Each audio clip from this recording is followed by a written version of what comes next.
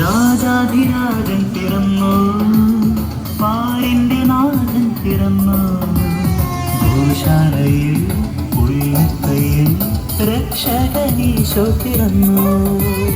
രാജാധിരാജൻ പിറന്നു, പാരിന്റെ നാഥൻ പിറന്നു. ഗോശാലയിൽ ഉൾമെത്തയിൽ രക്ഷകനീശോ പിറന്നു. വിണ്ണിൻ നാഥനായ ഈശോ ബത്ലഹേമിൽ ഇന്നു പിറന്നു വീണിതാ.